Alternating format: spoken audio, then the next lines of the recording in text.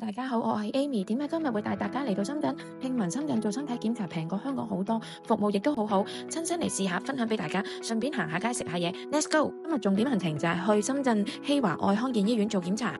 醫院距離羅湖口岸超近，行過嚟4分鐘就到，真係好方便。地理位置簡直係一流。呢度係首個港式口岸綜合醫院，專門提供高質量嘅醫療服務，特別啱晒香港人嚟做身體檢查。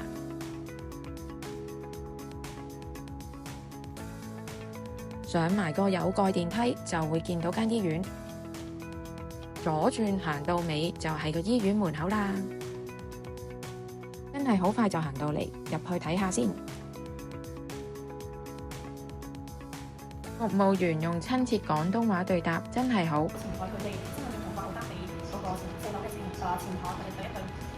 全部醫生都有國際認可資格，安全又放心。醫院亦都獲得多項榮譽，總共有7層，有不同服務流程。今日就去4樓做甲狀腺超聲波檢查。環境相當乾淨舒適。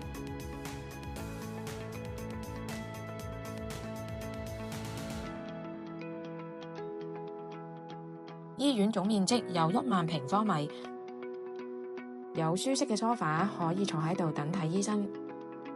環境相當唔錯，有多間不同服務房間，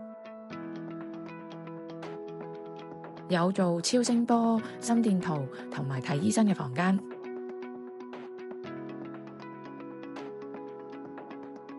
仲好貼心，有女士專區添。好快登記完就已經有護士帶我入去做檢查。醫生都係識得聽同講廣東話，佢先細心了解咗我嘅情況，然之後再幫我做一個全面嘅檢查，非常之專業細心。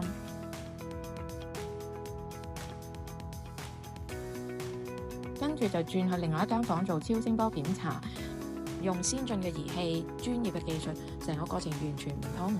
最後醫生細心講解檢查報告同埋生活上有咩注意嘅地方，真係唔錯，價錢真係好抵，可以媲美香港私家醫院嘅質素，享受國際級專業醫療嘅服務。如果大家都想平平地快靚正做個身體檢查，呢度真係一個好好嘅選擇。